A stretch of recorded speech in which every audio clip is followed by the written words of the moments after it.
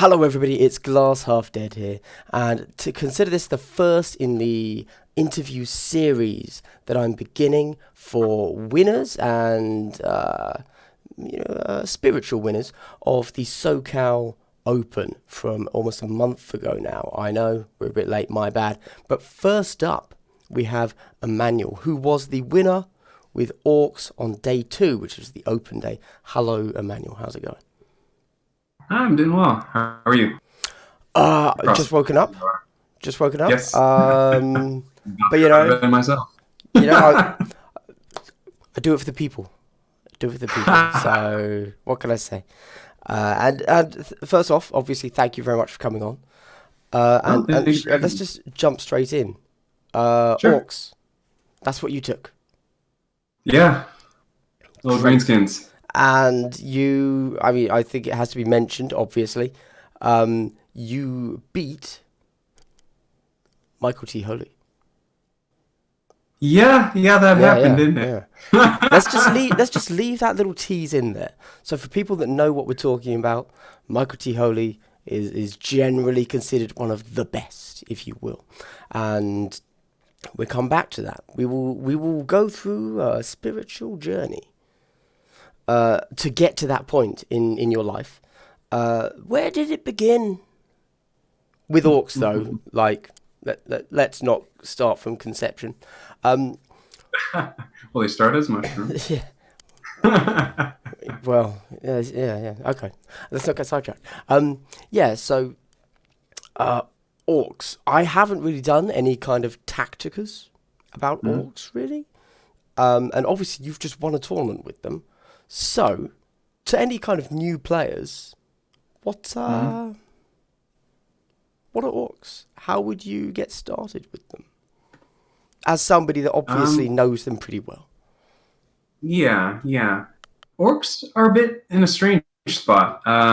They have a lot of options, and a lot of those options tend to not be advisable, as whether you're trying to plan for a tournament list or something that's very effective as far as when you throw the math down. But a lot of that I find is actually a big advantage of the Orcs. It's weird because they have a lot of toys that no one plays with, and I think that's one of their biggest strengths because people aren't prepared for things that they're not used to seeing across the table from them. Some key features about Orcs is don't be too attached to them staying on the table because they will be removed, almost guaranteed. You don't get lucky throwing 6s on all those saves. But that is how they play in 40k as well. So they've got that in common. Yeah, it's a big horde kind of perspective. But they're also, they're traditionally played as a melee force. Been toying with a lot of ideas about trying to make them more shooty. Mostly for fun. We'll see how effective it is. But traditionally, a melee force, and most commonly viewed as a force that you just throw as many numbers down on the table as you can, and use numbers to overwhelm your opponent. I see them a little differently. You could start out with Orcs very easily that way. It's very easy to get a box of boys and a box of Gretchen and get yourself a 100-point team that way to start playing. Would you say that is the best way to start? Because I agree, you've got to have boys, right? You've got to have boys. Yeah. But no matter what, your list is always going to have boys. That's what the nuts and bolts of it. But would you say Gretchen are really the best second box? Well, Gretchen leader, it's a mainstay. You might not need the box. I tend to put grot heads on everything I build. I have some Tau over there with grot heads. Yes. And some Space Marines with grot heads, so I get a lot out of the box for a while. That makes sense. Okay. But having a couple of Gretchen, you can convert one of the grots in that box to an ammo run or two to help you out a little bit. So there's things you could do with that grot box, but at least a boys box, and then honestly, maybe a Nobz box. If you're looking for a couple boxes to go with, instead of if you want to maybe dive into a bits bin to get a grot or two, you don't need the whole box. But at least a boys box and then maybe a Nobz box. That's the way I like to build out a lot of my rosters with Orcs, just because I like my Nobz, my big guys. Who doesn't love Nobz? Yeah. Got to keep a straight face when you say that, otherwise people know. Means something a little different to you across the pond, huh? Yeah, a little bit. But so you'd say Nobz instead of Burnas or Looters, the combi box there. Mm-hmm. Well, so when I first started building Orks way back then, I actually wanted to build Deathwatch, but everyone at my local game store was like, Deathwatch. Yeah. You can build a whole 100 point out of one box. It's the best. So then like 8 people were asking to get Deathwatch boxes. In the end, no one did. But I didn't want to. I didn't want to actually be the same as everyone else and just have mirror matches the entire time. Yeah. So I just kind of started looking into the lore and started looking into what each faction was, and the Orks were just so goofy and weird that I couldn't help but wanting to build them up. So I actually started building out a whole roster with just the guys that I thought looked cool. And in that included 3 Burnas because I thought they were very cool and attractive looking models. Attractive, they're Orks, but you know what I mean. They're funky looking models. Yeah.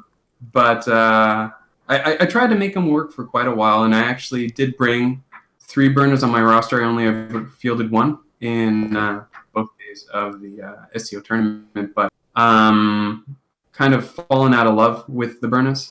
The big bonus to Burnas specifically, and any flamer for that matter, is the auto hits. And that's the biggest Achilles heel of the Orks, is that the ballistics are kind of terrible. So there's a logic there. You can kind of see. There's a logic. Yeah, Burnas don't care that your BS is 5 up.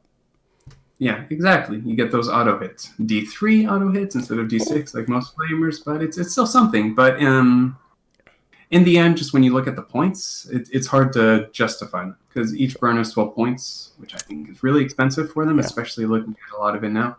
And that's 2 boys that you could take, or that is most of a new knob that you could take. So it's hard to justify that now, and I'm seeing that a lot more. Probably a reason why I brought Burnas to SEO is that I didn't have any other models that I could replace them with. Those are my painted models, so I said, fill out the roster and do something with it. But probably not the most ideal thing to play with if you want to be optimal, but they're really fun, and you could do some really fun shenanigans with them with some of the command points they have with Orks. So not the ideal second box, but not a bad one either. As far as other boxes to build out Orks with, you don't technically need a Commandos box. I did buy it because I like the models. They are resin. Yep. So buyer beware, because resin is resin. But they are very cool looking models. But you can actually convert a lot of strap some bullets in a backpack to someone and to a boy and call them a commando. So you can get away with not getting the Commandos box. But yeah, I would say if you're interested in Orks looking to build out something, at least a boys box and then maybe a Nobz box after that, to get some more options. You can make do with 2 boys boxes and just convert a couple boys into Nobz. And that would naturally give you 2 Nobz anyway, wouldn't it? Just from that box, so yeah. You could do that, but I like the bigger Nobz. Technically, if you're going to run an Elite Snob, it technically should be from the Nobz box, because slightly bigger profile, slightly larger. Sure. So if you want to be fair about it, should be from the Nobz box. Then it looks a little cooler. But yeah, that's kind of my hot take on how to get started with Orks. How to play with Orks. I don't know if you want me to get into any of that now. Give us let's think.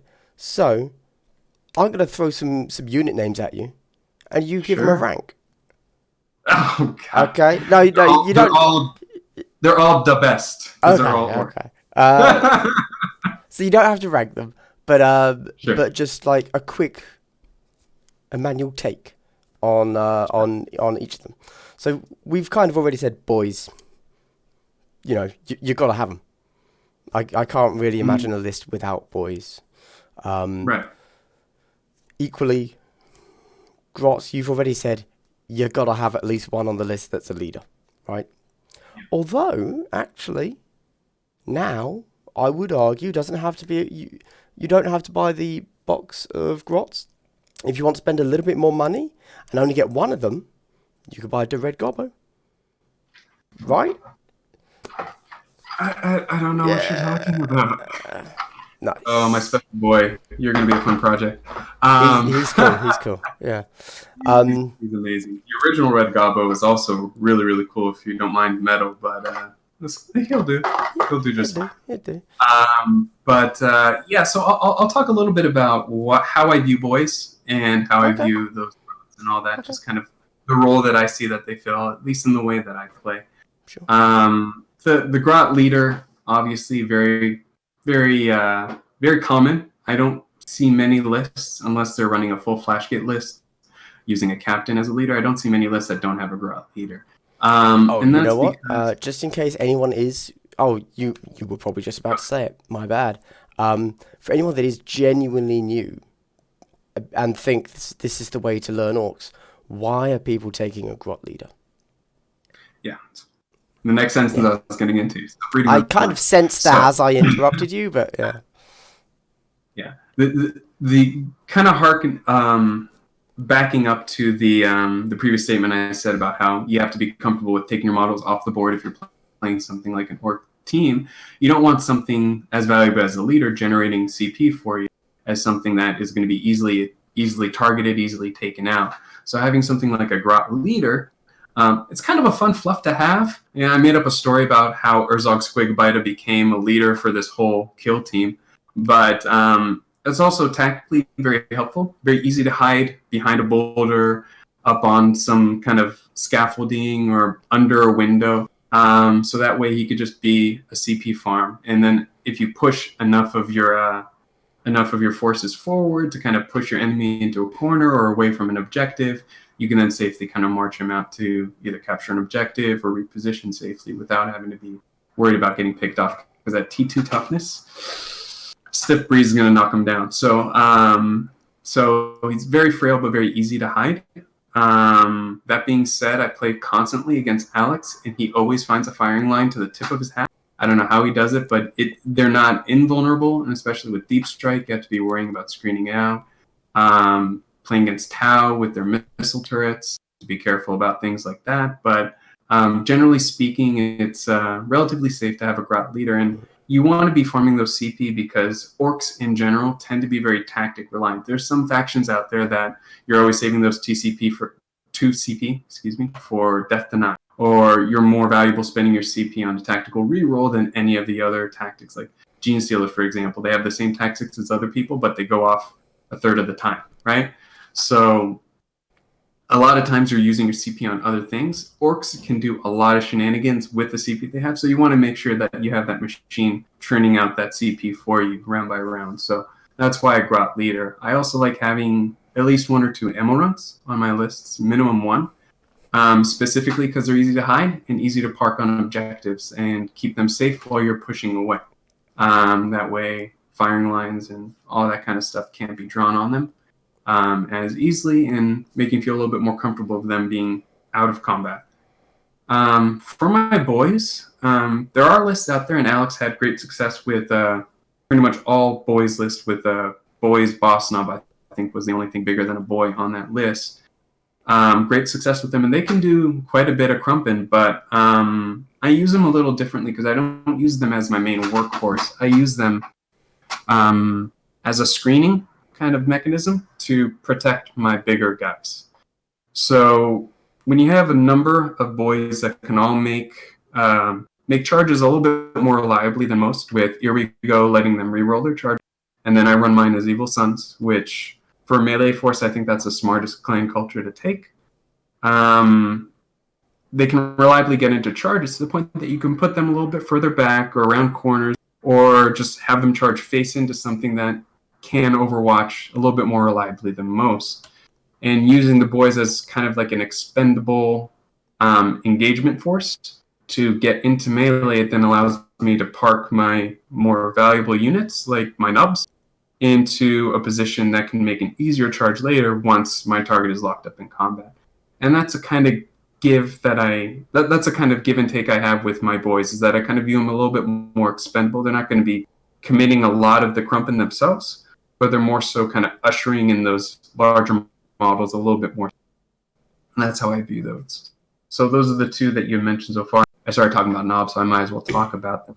There's in the infinite wisdom of naming conventions, there's the boss knob, which you have to call a Nobz boss knob or boys boss knob, which is still irritating.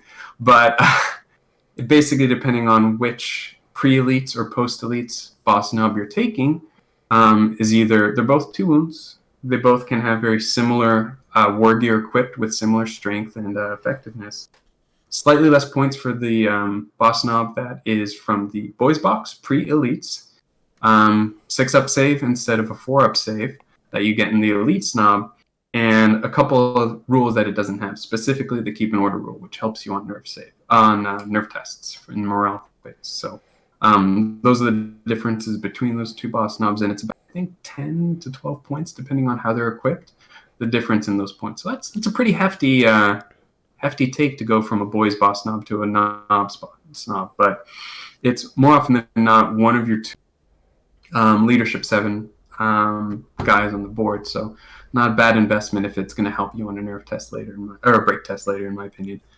I like them because they can carry some pretty wacky melee equipment. The power claws, I love them. I run at least 2 in my lists. Just because they hit so hard. I don't care about the -1. I just want 1 to go off because it's just so satisfying to tell someone else that they don't get a save for once, you know? Yeah.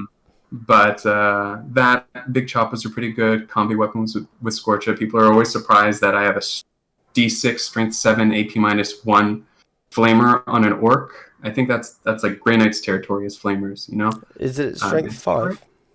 Strength 5, yeah. Which, surprising. So people aren't expecting that. It's expensive though. Don't always take it. But they can bring that stuff and they can ferry that around the field pretty nicely. I like the Nobz specifically because of their slightly better survivability. 4-up save surprises a lot. I remember at one point in, I think it was my last game, that I think Alex was almost standing up and like ready to yell at me. It's like, he doesn't get a save. It's AP -1. No, it's a 4-up save, and no one's used to orcs being able to make a save. You think that AP -1 is enough to eliminate all of my saves, so people bring those heavy bolt guns. Heavy bolt guns, whatever. You know what I'm talking about. Yeah. And they think that that's enough to take care of all orcs, but sometimes it doesn't have to be. And that's why I like my Nobz in that. I think it's worth the investment as long as I'm staying in the mid to low teens as far as numbers. I'm not sacrificing too much of a horde. And would you prefer to take a boys boss knob or an elite knob? Like, you've got 1 slot, which one do you take? I would take the elite's boss knob, honestly. Okay. I like that keep in order. Okay. I like keep in order quite a bit. And I just like that 4-up. It's come in handy many times. Probably not so much after SEO. I think a lot of people, were looking at my list and assuming what boys do. So they weren't bringing anything like AP- relic blades or anything like that would be able to answer for a 4-up save orc. But that might change. Might not change. I hope it doesn't. It's working for me so far. But we'll see. We'll see how things change now that different types of orcs have been shown on the field. Okay. Commandos.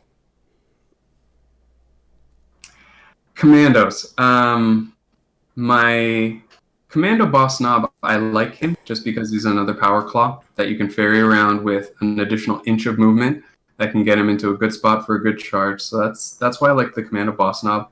Also, the model that comes in that resin kit is really cool. He's got a cigar that if you paint it just right, it looks like he's taking a draw off of it. It's good stuff. I built 3 Commandos specifically to deal with all the shooting I had to deal with when I played against Alex's Admech all the time for the -2 that they get when they're obscured.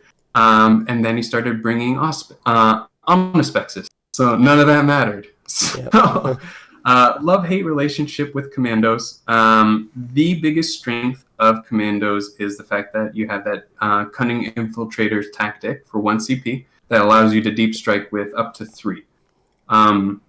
More often than not, I will try to get at least 2, if not 3 Commandos into an open board list to at least create that threat.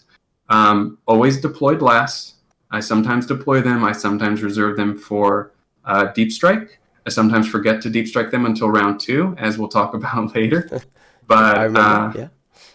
But that was all just a very, very cunning plan, I promise you. Of course. But but I always like them as that threat because I find it changes a lot of enemy deployment strategies and generates a little bit of anxiety across the table when they don't know if those are going to go into reserve. So I like having those as an option as a threat.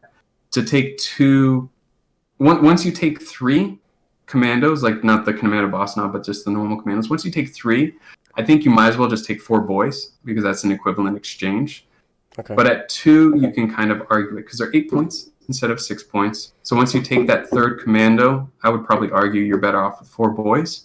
But at 2 commandos, there's not something that you can really easily exchange for. You could take 2 boys and another ammo run, maybe, if you're doing a boys math kind of exchange. Yeah, so I wouldn't take more than just the 3, the boss knob and the 2 commandos. Okay. And I assume boss knob always gets the claw. Always. Always. Okay. And better for crumping. Yeah, yeah. And so one of the things that people might see when they look at commandos is they see that -1 to hit, and maybe they've already played a few games of orcs, and they've realised that their guys die really quick. And wouldn't it be nice if their orcs didn't get shot, which is exactly what commandos do? Would you ever consider running commandos instead of boys? For exactly all commandos instead of boys? Yeah. You know what's even better as far as not getting shot? 100% obscurity. I think if you're worried about getting shot and you're dealing with a lot of players at your LGS or going to tournaments that are running Astra Militarum or Admin or Shooting Marines or anything like that, and you're dealing with a lot of punishment in Phase 3. We never play Psychic Phase, so I always forget. Whatever.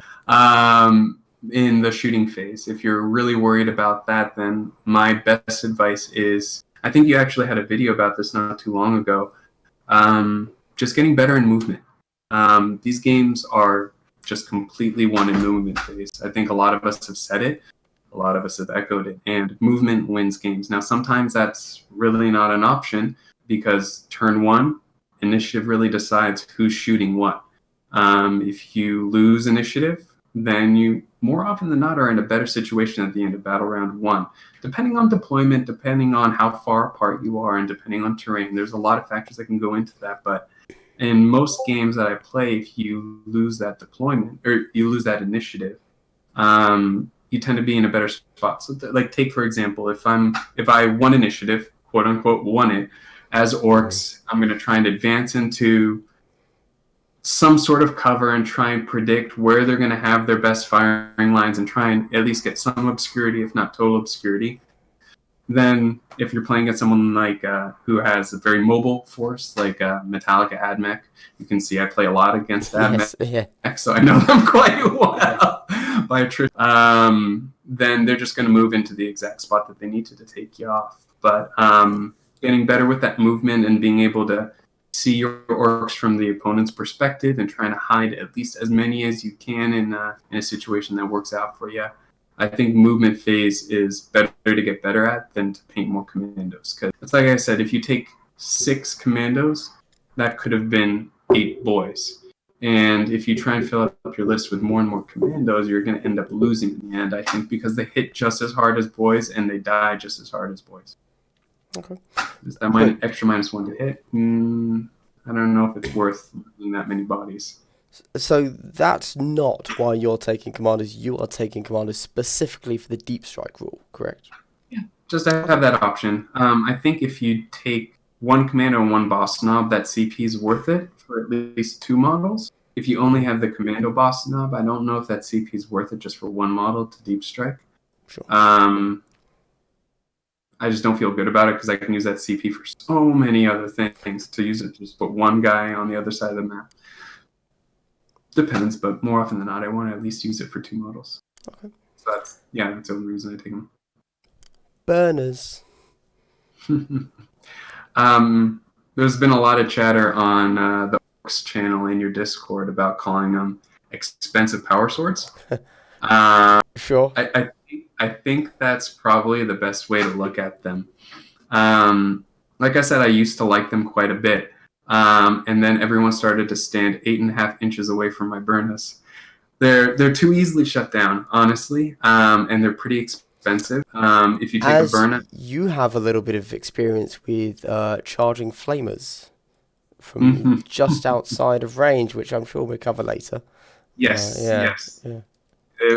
I was salivating over that just because that always happens to me. Like I've never been on the positive end of that. It was I loved it. But they're too easily shut down, and they're too expensive. The one argument you can make for a Burna is maybe as a zealot specialist, but you can either just not take a third specialist.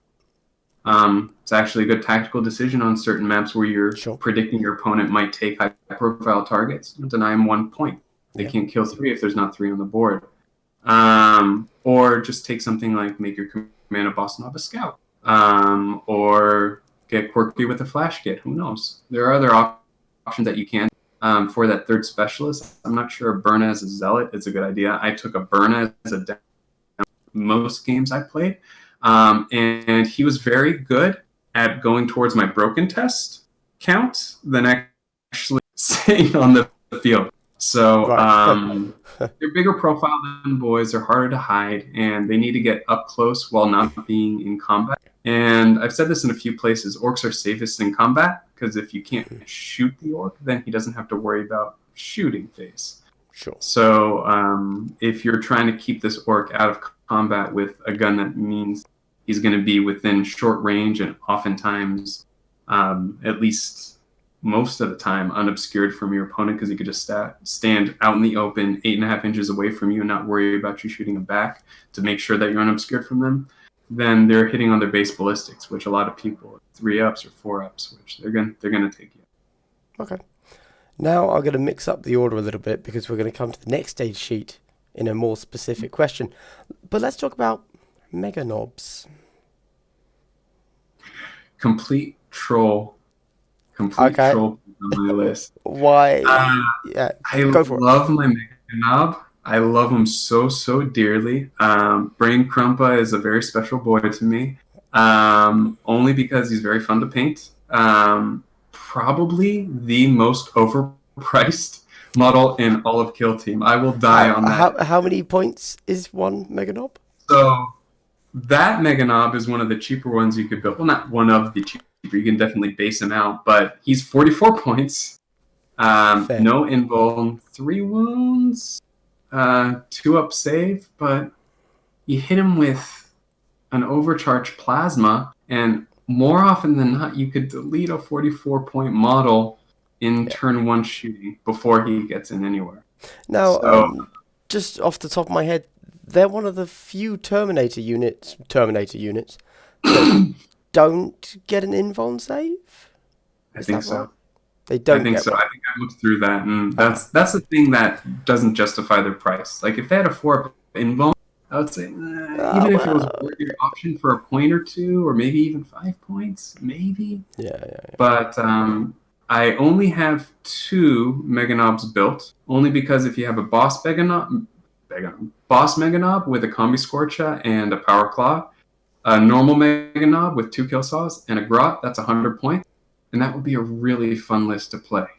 So that's the only reason I have the Meganobs built. I call them my orc stodies.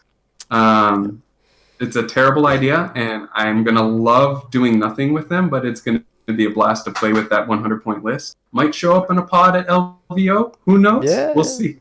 Well, they are lovely models. They're really cool. I think we can all agree I think them and Flash Gitz are kind of super different aesthetic, but they're both really great models. They really are. And I bought both. Well, I pre-ordered both boxes before the Elite book came out. Yeah. So I was already destined to have those bits of plastic crap. Yeah. So I decided to do something with them, and they're fun to play with. My Meganob did do work for me though at SCO. Won me, actually it's right here, this handy dandy pocket watch from Kyle at the Octagon. And I call this my good lork charm because I wore this all of day 2, and it propelled me to victory. So I think it was all the pocket watch. I don't think it was me at all.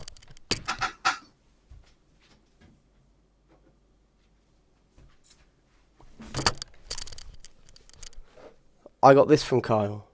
There you go. Can you see it? This is it's a shot glass, but it's a bolter. It's a bolter casing. Amazing. Yeah. Amazing. Good old Kyle is Kyle. MVP of SEO. We love him. We love him. We don't know him. He doesn't exist on the internet, but we love him. Anyway, yeah. Keep going. Sorry. Yeah. So, and I can talk a little bit about flash gitz now too, since you. Whoa. Hold on. Okay. We're not quite there. So, if obviously it's kind of speculation because I don't think anyone's done it, but if you were to take a Meganobz, in what situation would you actually recommend somebody do it? Or would you just? I'll tell you when I was planning on taking a Meganobz. Yeah. If I went 0 wins out of 3. Okay. On any of the days, my final game was going to have a Meganobz. I just don't think they're fun to play with. They're absolutely not competitive. Okay. The furthest from it on an orc list. That's fair. Okay, so we have not spoken about flash gitz or looters. Yep. But Or I think shooty before orcs. we can talk about that, we got to talk about orc boys with shooters. Yes. So So the reason for anybody unaware that I've phrased it this way is because, as you kind of alluded to earlier, shooting orcs are a thing. Do you want to guide the naive listeners through what exactly that could be? So, well, orc boys, we talk about them as if there's only one default way to take them, but there's 2 ways to equip orc boys. Everyone always takes Slug and Choppa because you're playing them as a melee force, but they can also be equipped with a Shuda, and there's a lot of arguments out there to run your orc boys with Shudas instead of Sluggers and Choppas, just because the Choppa, the only benefit you get from it is 1 additional attack. They have a base 2 attack, so still use your strength, so they could just smack someone twice with their Shuda and be fairly effective, still charge in, but then they have the option to actually shoot while they're going in. They have 2 shots as well. Ballistic skill 5. I think it's 24 range. I'm speaking out of my booty right now, but it's 18, I believe. 18. There. But do note it's assault 2. So arguably, you're the one that's meant to be saying this, but the only thing that I like to note is, obviously, as you say, people default to Slugger Chopper because it makes a lot of sense. However, potentially, you're going to be advancing turn 1, so you're giving up a turn of shooting. If you're spamming, 10 boys? 12 boys, maybe? That's, statistically 2 hits on the way in. Turn 1 that you're giving up. Anyway, keep going, sorry. So the only argument I have against that is if your orc wants to shoot, they're going to be open to be shot as well. And my turn 1 focus tends to be to eliminate as much shooting as I can from the first phase, or first battle round, I should say. So if you're trying to shoot, then you're going to get shot as well, and orcs don't do well in that situation at all.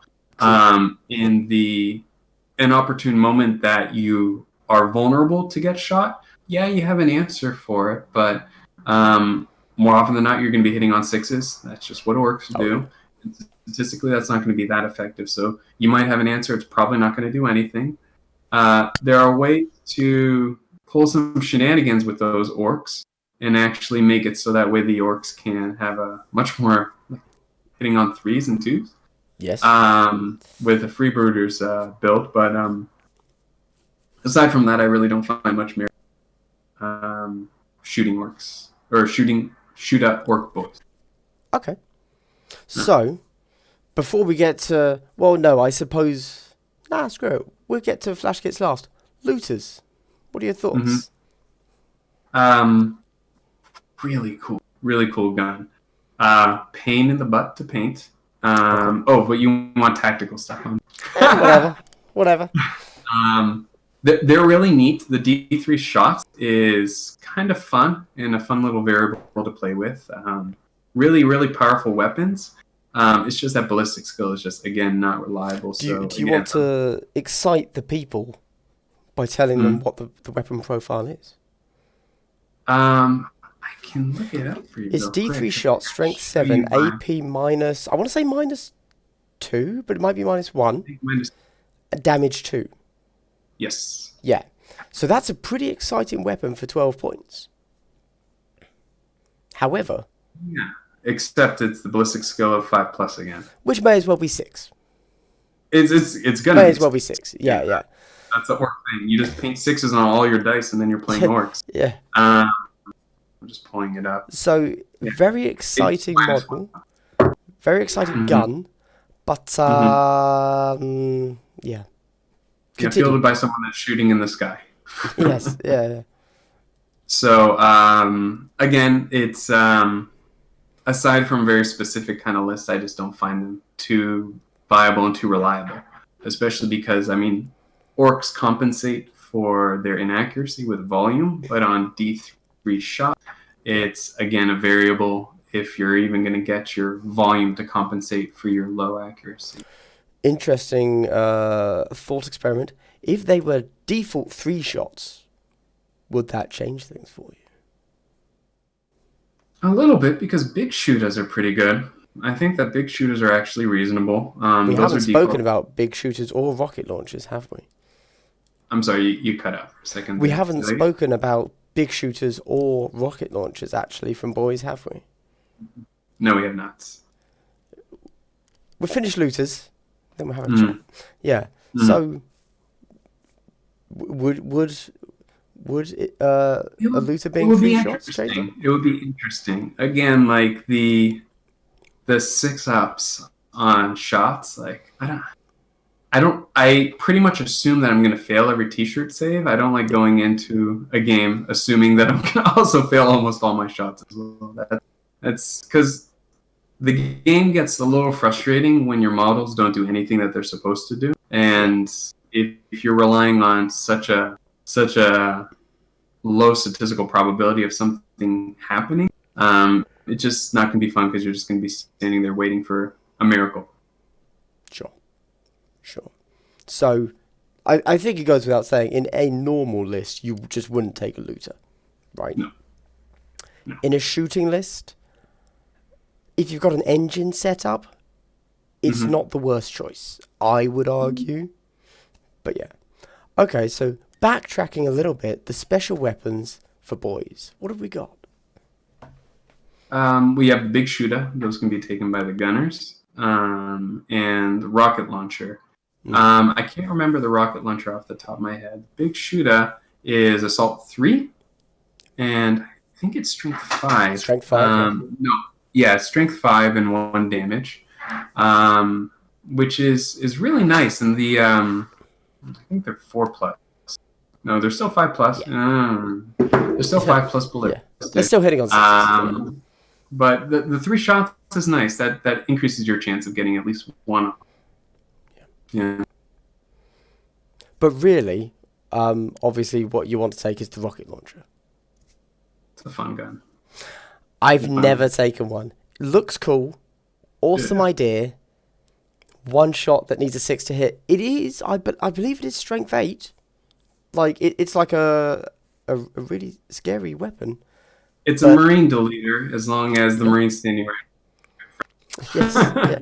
If you could use them in melee, and it also killed your orc boy, I'd probably take... I would take it in a heartbeat. I'll take that. 100%. I'd field with them. Yeah. Nobody would ever take a rocket launcher in a competitive game, basically. Yeah, they're there for fluff. Cool. Okay, and that brings us to, I believe, our final data sheet. Especially when you're thinking about shooty orcs, which is... Oh no, hold on. What have I forgotten? What have I forgotten? The spanners. Burna and Luda spanners. Oh, you know what? I wasn't even going to talk about them, but okay, yeah, we can talk about them. So Well, if you're talking about shooty orcs, you need to Okay. bring up the one orc model that can at least be a comms. Sure. Okay, so flash kits can also be comms, That's true. but yeah, okay, But so you don't want to waste comms on a flash kit. okay, You so want to demo it. do you want to discuss the spanners then? Yeah. So the spanner, there's burn and Luda spanner. I think the only difference between the two is what specialties they can take. I mean, I think they can take a ton of them, but I think one can take one. It's there, but the model is exactly the same. It's just whatever you name it. Yeah. They have big shooter option. I think they have a rocket launcher. I'm not sure, but the weapon that you really want to have on them because it's so funny is the custom Mega Blaster. Only because it's like it's a shitty plasma that's always kind of overcharged. Yes. And if you roll an unmodified one, it kind of explodes. You don't immediately delete your unit. It just takes a mortal wound. But they look cool, and they're just... I think they were drunk the day that they designed it, and I love them for it. That's the only way that I would ever equip a Burnas spanner or Luda spanner, just because that's just such a goofy gun. It's really nice, strength 7, AP minus 3 or 4, and D3 damage. As you say, yeah, it's like a kind of mini plasma, but always mini overcharged. Yeah. Yeah, I think so. Very orky. So yeah. But for anybody running the maths there, you've still got a 5-up BS, which means you're going to be hitting on 6s. So you have an equal chance of hitting or blowing up. So yeah, 24 range though. Yeah, I guess that's got to count for something. Does it? No. Okay. The only thing that 24 range is nice about is that that's the same as your snaz gun on the flash kit.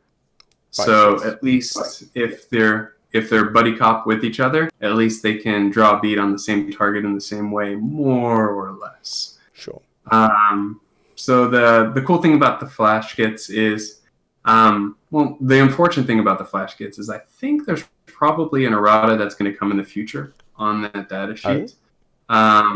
The captain is listed as a leadership 6, and I believe that was an errata in proper 40k. That it should be a leadership 7. 6 does seem super low. Yeah. Yeah, especially for the captain, which is supposed to be leader. It's one more point. There has to be a reason why you take it, because aside from it being one more point, there's no reason to field a captain, because he can still take the same data sheet, same war gear, everything. He does get one extra attack. Yeah, but you don't want him to be attacking. No, you do not.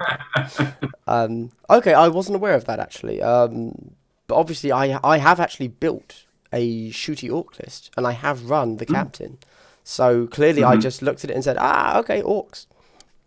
Like that would have been my exact thought process when I looked at it.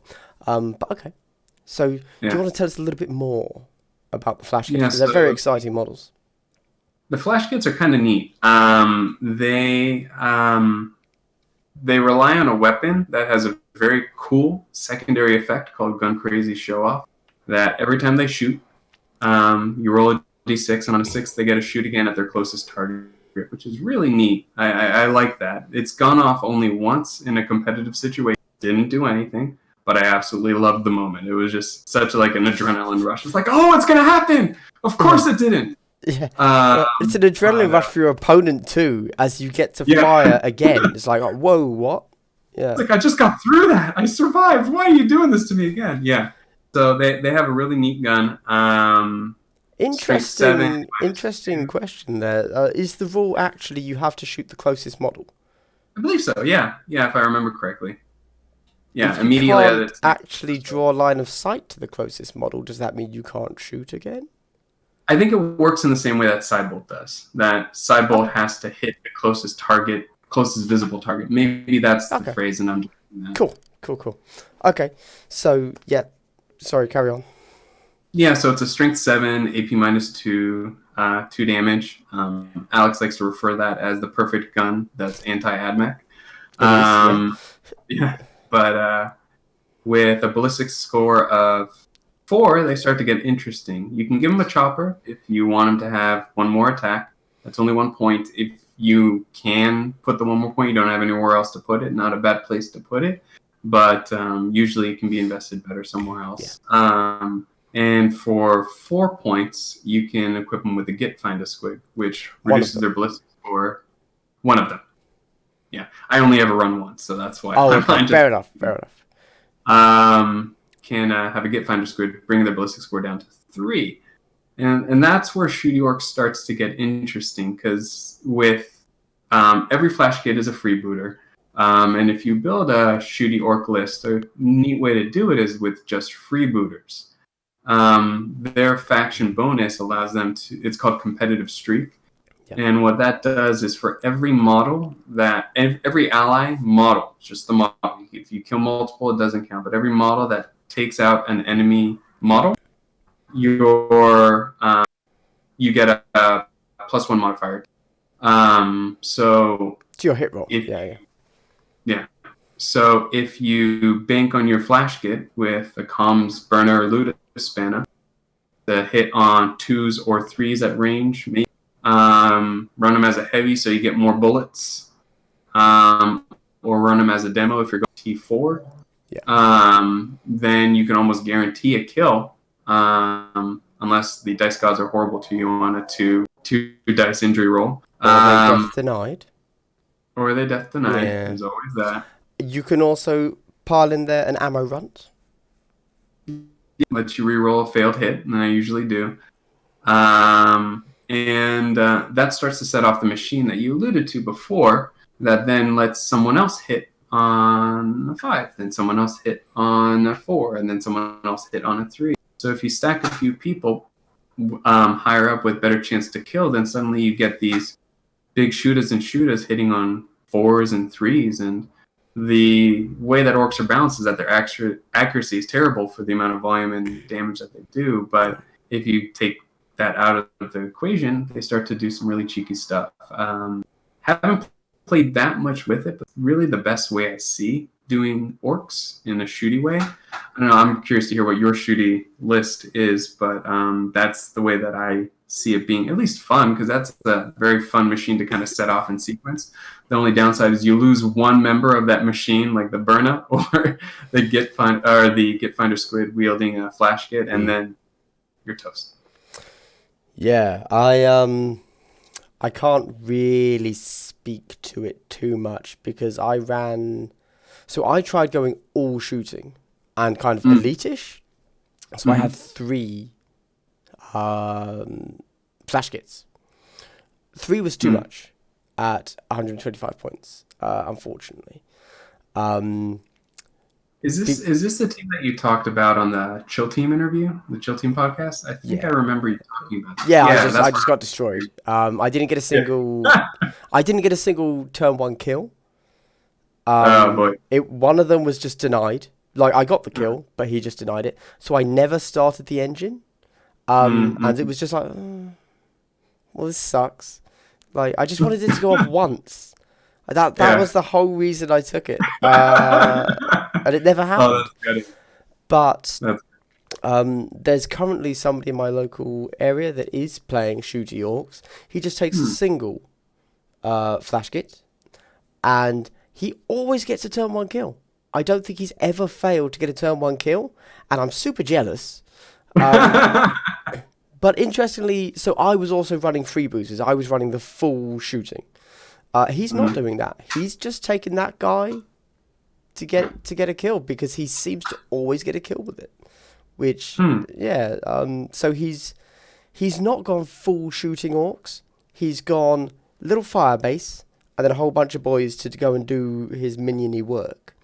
I have run shooting orcs very effectively, but that was in 200 points Commandos, where you then take a big mech. With a, and that's just good stuff.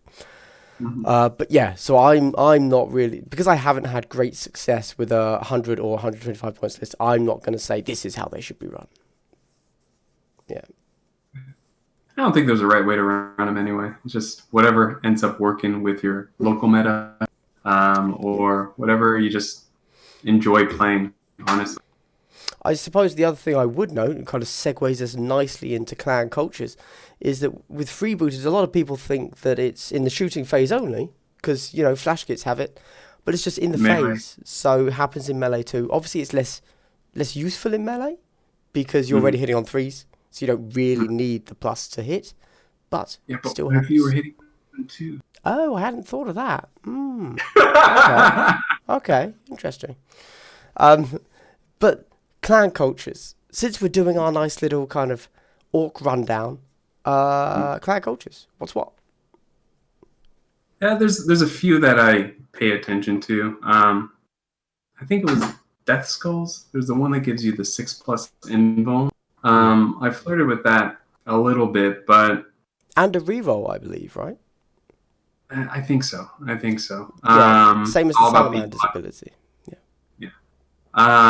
Thought about that for a little bit, but no, wasn't a too big of a fan of that. It didn't seem like enough to overtake something like Evil Sons. Everyone says Evil Sons is the answer, and Yeah. I think honestly that's probably right.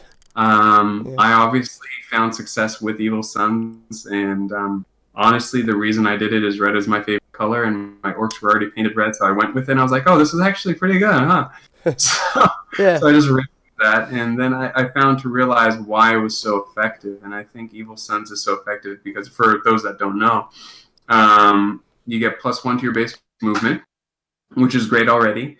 But then you also get +1 on advance rolls. So that means when you roll for an advance, it's your data sheet card +1 plus the advanced dice +1. So it's actually +2, which is, I think, the same benefit that White Scars get with only just their advance. So you're kind of getting the same benefit with the added bonus of also having that base movement increase as well. So on top of that, they also get their charges. Now, you can't declare a charge at 13 inches. You still have, per rules as written, you have to be within 12 from direct line as a crow flies to declare the charge, but you can make a 13-inch charge. So if someone's right around the corner and you need 13 inches to get to them, but because they're around the corner, they're at 12 inches, you can actually make that charge. Now, you got to be really lucky, but orcs also get to re-roll those charges, so you have an extra chance to be lucky. So that's what I like about the Evil Sons. And I'll be honest, I looked at the rest of the clan cultures when I first started playing in the Elites book, and I was like, nah, not for me, not for me, not for me. So I can't even remember.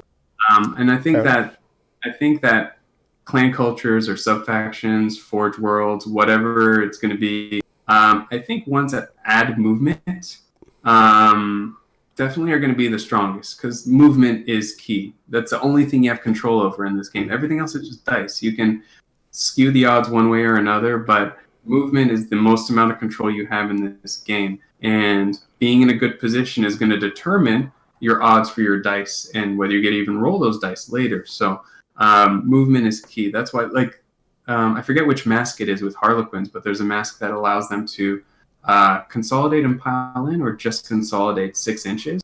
And that is amazing, huge, literally, but that's amazing because that's the movement with piling in and consolidating is something that I don't think a lot of newer players completely grasp. And there's a lot of shenanigans you can pull, especially for objective covering or for getting into combat with something that you didn't want to charge, or just general maneuvering that you can do in the fighting phase, that people just roll their dice and they fight and then they're done.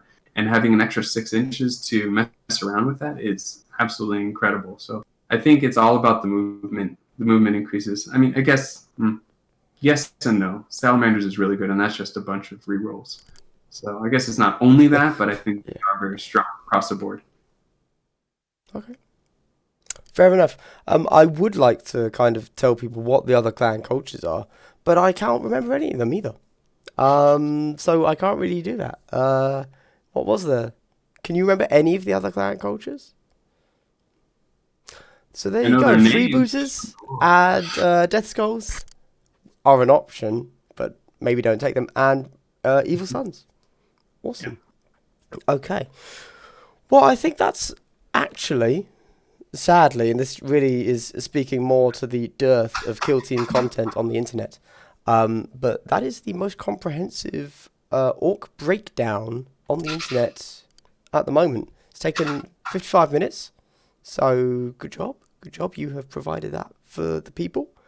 Now, do you want to explain to the people how to... So, SoCal, for those that don't know, was a recent tournament that was a 2-day tournament, but each day was separate. Day 1 was an arena tournament. Day 2 was an open board tournament.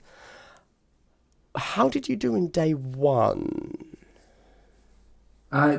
Day 1, I placed top 8, so I wasn't dissatisfied with that. Mm-hmm. I had some pretty good momentum with my first game. It was the arena day. And orcs tend to, and I'll come back to that, tend to do pretty well in arenas because all except one of the missions are very friendly for melee because, again, that turn 1, where if I lose initiative, I'm focusing on advancing into a space where I can be safe. Not a lot happens in turn 1 in arena. More often than not, it's just a bunch of door opening and hallway shuffling, and then turn 2 is when stuff actually picks up. So you can actually predictably plan out how you're going to approach turn 1, almost prescribed for every single mission. Yeah. Code breakers would be the one exception to that. And that was, I hit a spot in that I played against a very good player, Eric. He's plays in my local group as well. We played quite a number of times, and he was playing Tau at this tournament. And going against Tau on that map and losing initiative on that made that game absolutely miserable for me. Not miserable that I didn't have fun, but just miserable from a tactical option standpoint. Because aside from having some control and doing a veteran move, and then doing a decisive move to try and get my veteran out of my deployment zone, the way the deployment zones are situated is that I have one option: a long hallway, or another option: a long hallway. And guess where all the towers are? So at that point, my melee orcs are going to try and get... And when I forget the name of the sept that he took, but it was a sept that rerolls once.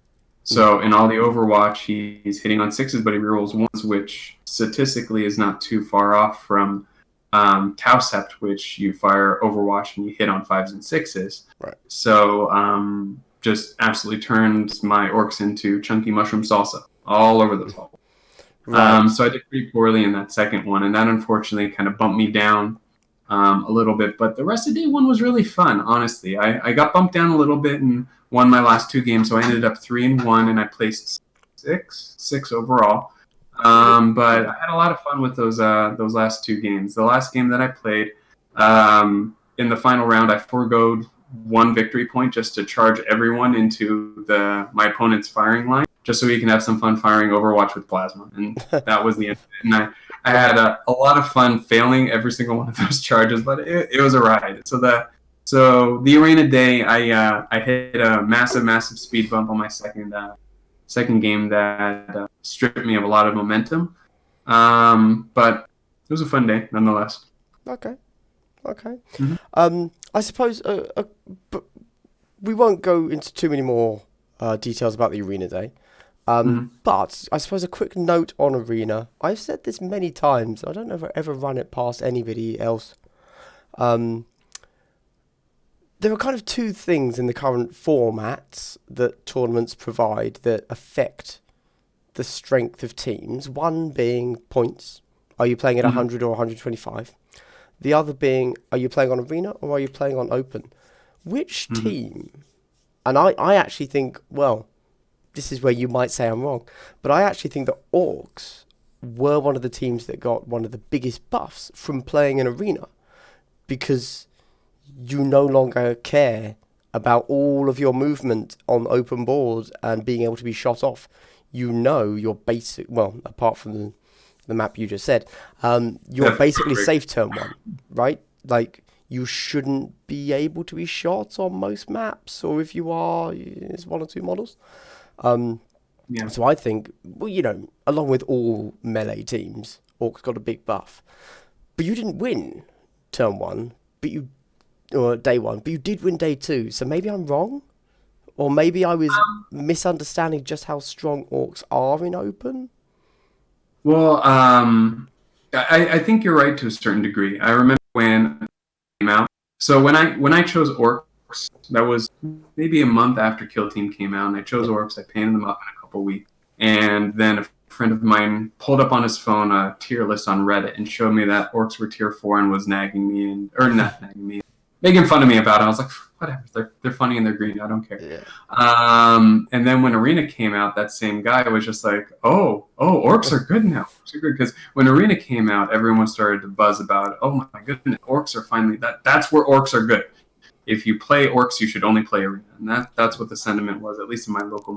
So I think you're accurate on that. Now, I think what's weird about me with open maps is that I have a lot of comfort with them because I play a ton of campaign games, which is all very fluffy open map kind of stuff. And I play with my Orcs because they're my favorite to play with. So, it's either Orcs or my Orc converted Deathwatch. So I'm always playing Orcs, but I play traditional Orcs generally. And getting a lot of comfort on the open map. And honestly, just playing a ton of games against Alex, because he is so devious with shooting that it's really made me a better player, because I'm able to see the board in a much different way, and see the terrain in a much different way from a perspective to avoid the shooting and all that kind of stuff. So I think that even though Orcs have a rough time on open maps, I have enough experience with the types of games that I typically play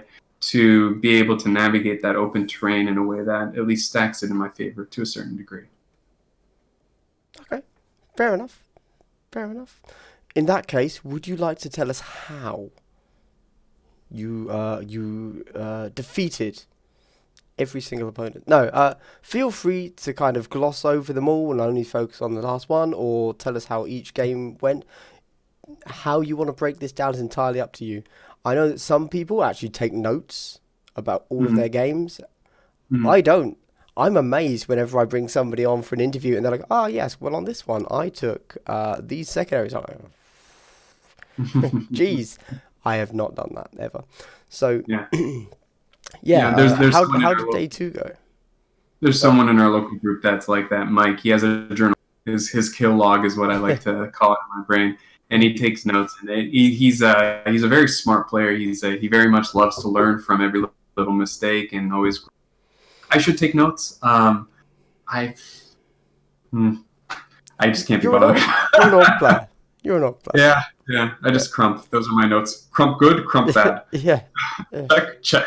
Yeah. So in the first game I played against a player, Anthony. I remember him. He played White Scars Marines.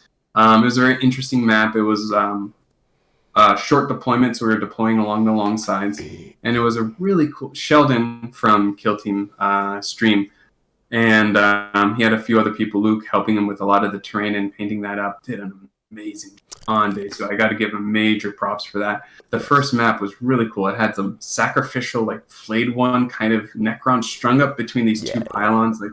You remember it as well. It was a really cool map. That's the one we were playing on. Interestingly, it didn't have a big central objective to cause obscurity, but with the two pylons, I was able to use that quite a bit.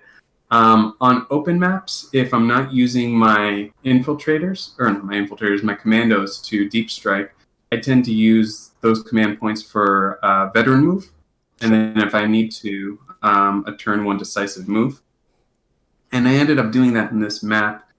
Getting around the side of the map and making a safe charge into Anthony's scout leader, allowing me to take off the leader in the first battle round, which I felt so badly about it. I think I apologized 18 times. Just as someone with a very frail leader as a grot, when I killed someone else's leader, I was like, oh, that hits me deep. It's the worst. But the reason why I do that is that for most players, it'll turn their attention to focus on their backline, allowing me to then not worry too much about shooting, because then I could move up safely and then make charges in turn 2 if I couldn't make them in turn 1. Also in that match, because of the deployment, I opted to take a flash kit and an ammo run, which I don't think did anything at all. Very expensive model. Caused a threat, caused some board control because he didn't want to get close to it or get in the line of sight. So I guess amount of manipulation of the board, but didn't actually take anyone out of action. Maybe one. I don't know. Was your thought process there just the snaz gun's good at killing Marines, so I'm going to take it? So in part that, but also I don't like taking them when there's a lot of field to cross to get into an effective range. I like to try and keep them at that 12-inch engagement range to help out, because this one wasn't equipped with the Git Find a Squig for points reasons. And I actually gave him a chopper to allow him to charge in, because why not? I had the points, so I did it. It was a 123 point list, so I had the points. Actually, technically 124 because Battlescribe has the big chopper listed wrong. So, phew, that was I had no 125 point list. That would have been bad. But technically 124 points on that. And I only like taking the flash kit also on maps that are short deployment, or you're deploying on the long side, because it lets them get into that area of more control, or more board control, I should say, a lot sooner. So by turn 1, I'm sitting in a spot that's very, very comfortable, that I could see a lot and take care of a lot of threats if I need to. So those are the two situations where I find the it is effective. And I used him in the first game and also in the second game, which was against Grey Knights. And I think you actually peeked in on that game a couple times. I remember during the tournament. Yes. It looked rough for the Grey Knights. Yeah. Well, there was a couple things that went that way. The map was very favorable to me. Sorry, before we go to turn 2, game 1, you were playing a White Scars player. Yes. Now, nice bookend. Yes, exactly. So, how did you what was the points roughly? Do you remember? Was it an easy game, or was it, were you ahead constantly, or was it actually quite tight? Or it was I maxed. I got 18, and I think he was 4 or 5. Oh wow! So domination, frankly. Fairly decisive. Yeah. Okay. Yeah. Okay. Yep. So in the second game then against Grey Knights, I have quite a bit of experience against Grey Knights. The same player, Eric, who plays Tau, who was playing Tau at this tournament, he also has a Grey Knights team that he does fairly well with. So I've had a lot of time to get used to Psychic Phase and the best way to handle it. Also, the map was fairly favorable. There was a bunker in the middle that I was able to get. Large bunker in the middle, yeah. Yeah. Lots of windows on the bottom, though, so not that easy to actually charge around, because there's a lot of ways that you can actually see through. Oh, were there? Oh, okay. Tiny little slits, but true line of sight. So if you could see a pixel of green, then you're going to shoot Overwatch. I had assumed that was all just solid. No, there were windows all around the bottom. Cool. Unfortunately, but fortunately, there was an orc high wall on the top, so I was able to charge from above.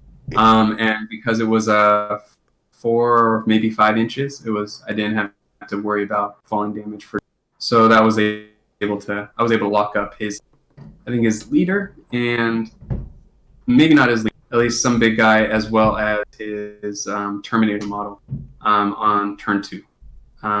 His silencer cannon should have deleted a knob turn 1, but the dice were not fair to him. So there's a couple situations that worked against him. Also, I was able to maneuver my boys to protect the president as far as side bolts are concerned, so that way I didn't have to worry about getting wounds on my knobs. And I think that was also a pretty swingy win as well. Okay. I believe I tabled him. I felt bad about that as well. Well, you take Grey Knights. It can happen. It can happen. Yeah.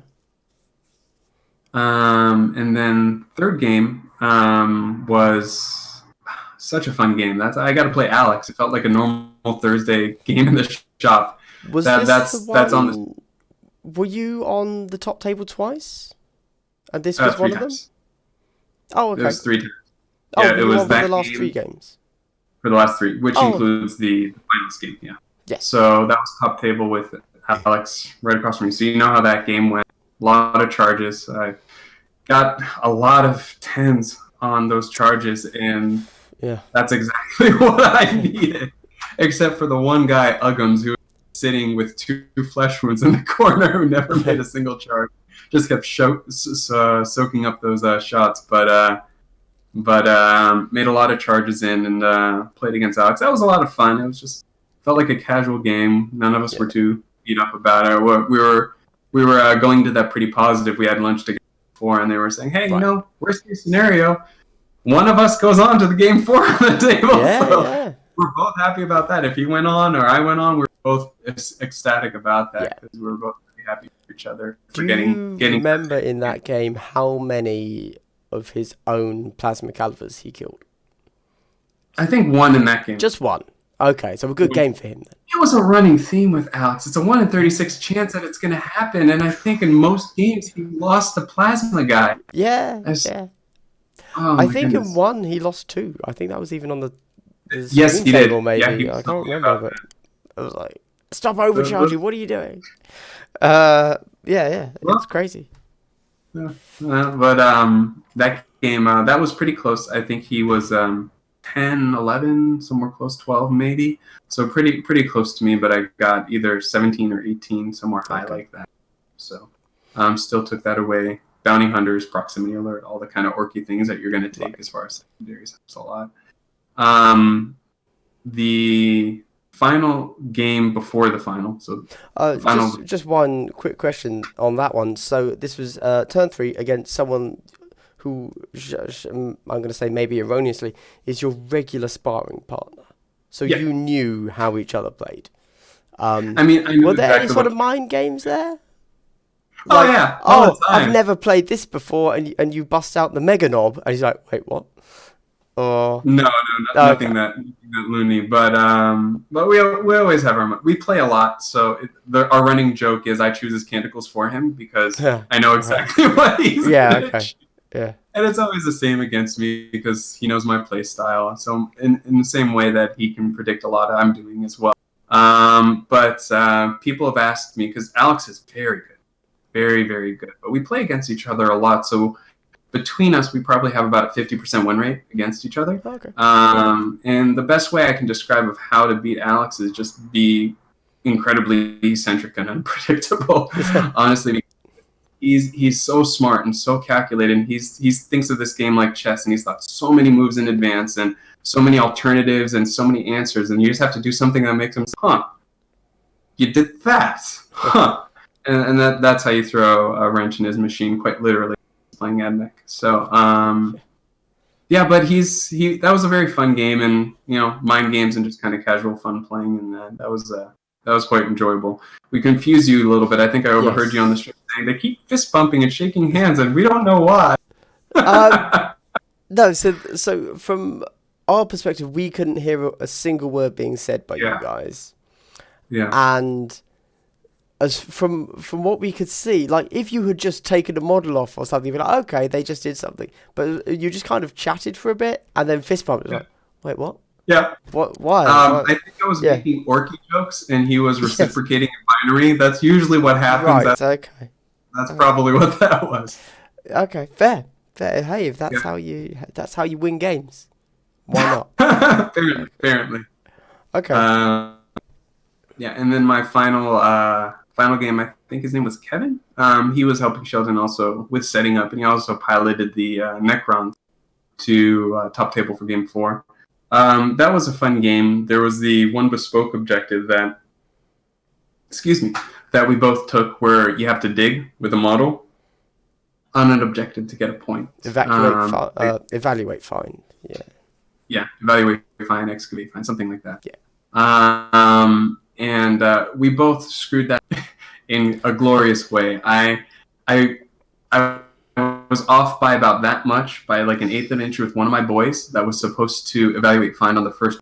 Instead, that was my Nobz boss Nob with Power Claw standing out in the middle of the open digging for loot for the entire first round. That was a big mistake on mine, just on deployment positioning. That was so bad.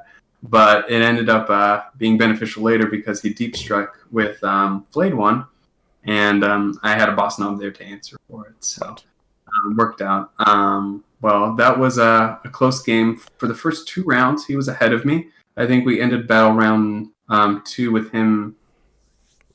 Battle round 3 might have been 9-8 or something like that. It was very close, and a lot of that was due to the fact that I hadn't scored many of my secondaries in the first battle round, and then I swung that around for the last one, and it was a close game in the end. But I ended up eking ahead of him in that last battle round. Okay. And that's all for the normal games of the tournament, and then the final one against Michael Holy. Right. Take it away. I think that was as much a game against Michael Holy as that damn chess clock. I know how they work. Never played with one before. Yeah. And I am so used to campaign games where we're just making each other laugh, just casually just showing each other like memes off of Reddit and stuff like that. I was like, oh yeah, sorry, it's my movement kind of stuff. And then all of a sudden, fast forward to that moment where every second counts and I'm moving. So shall we talk about the chess clock for a moment? Yeah, let's do it. Let's complain about the chess clock. Well, okay, all right. I'm going to. So was that the only time? That was the only game you had to use a chess clock for? Correct. Right. Now, I don't think it was the only time it was used. I think it was used on day 1. It was. I believe it was, but that was the only time I had used it at all. Yeah, so by my recollection, we used it in 2 or 3 games in day 1, because I know some people played on it and were genuinely stressed out and no longer wanted to play because it's not something that's ever been used in Kill Team before. So, well, as far as I'm aware. So why, if you're not, a big competitive 40k player, you probably haven't used a chess clock, Yeah. So yeah, it was definitely a new thing. In my opinion, not a negative. Because I suppose conceptually the reason for a chess clock is kind of 2 things. One, to make sure that someone isn't slow playing. Right? That's the actual concern, that one person is going to be deliberately slow playing because they know that they win in turn 3, but if they go to turn 4, they're done, right? And then the other thing is unintentional, not slow play, but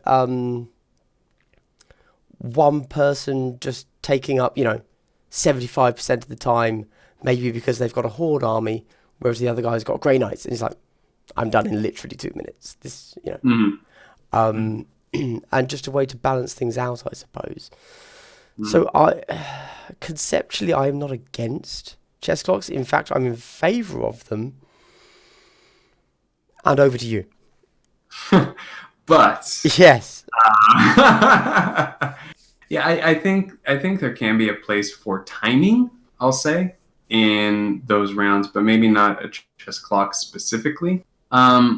I think a lot of the issue with the chess clock was getting used to knowing when to switch it back and forth and knowing how to switch it back and forth. Sure. That became a little bit of a challenge for me at certain points because I wasn't used to it and I wasn't aware of it. I was trying to not keep it out of my periphery so I could focus on making proper decisions. But I think maybe with more practice with it, it would be fine.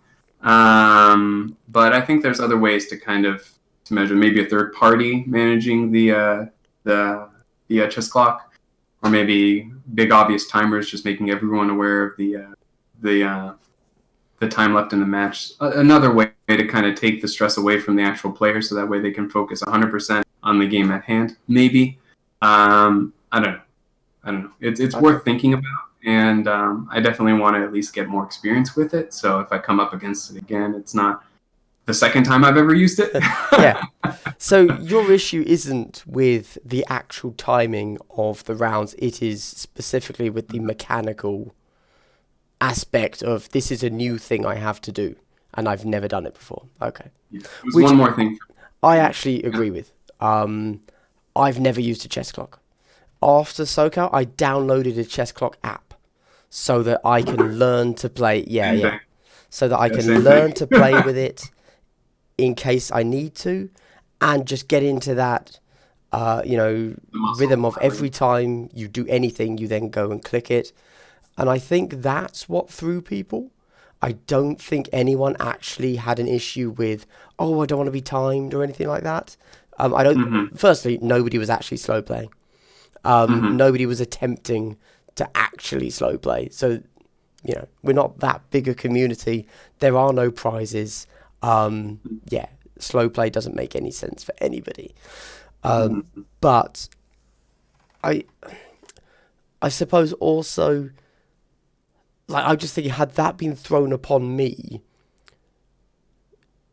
at the very least it throws you off your game, I would assume. As you say, you want to be 100% focused, or you want to know what you're doing. And suddenly saying, even though it's such a small thing, it's say, hey, do this. Do this at the end of your game, or at the end of a turn. It's like, that sounds easy. Yeah. It's not. And it's all the extra little caveats to it. Like, if it's my turn, but they're firing Overwatch, or they're using a tactic, or this back and forth. Like, it's a lot more than just end of your turn that, because it's back forth. And it is every time, isn't it? If they fire Overwatch, you're meant to swap it over, which seems crazy. I believe so. Seems crazy to me. It's like, I don't know. I didn't get those rules. Neither do I. I'm not actually sure. I assume you do, but I don't know. It would make sense. Although I will note, the specific reason it was used in your final game is because Michael only had, he had a flight to catch. And so it was like, we had to make sure that, the game literally could not run over X time. Because if it did, Michael would miss his flight. So there was a hard cap. And then I think Sheldon kind of said, okay, well, Michael has to leave at this time, so we're going to, give him half an hour to wrap up. So there was a bit of flex, but yeah. Anyway, chess clocks, interesting concept. I think everyone should learn how to play with them. Like, if you're getting into the competitive scene, once you've got your faction down, chess clock apps are free. Download it, see what it feels like. If you don't like it, don't go to a tournament that uses chess clocks. Cool. Problem solved. Yeah. Or don't end up on the top table, I guess. Because it was only used on the top table. Torpedo yourself. Yeah. Run to Meganobz is what you're saying. Exactly. So anyway, chess clocks aside, feel free to mention them again. Like, if it stressed you out at a specific point.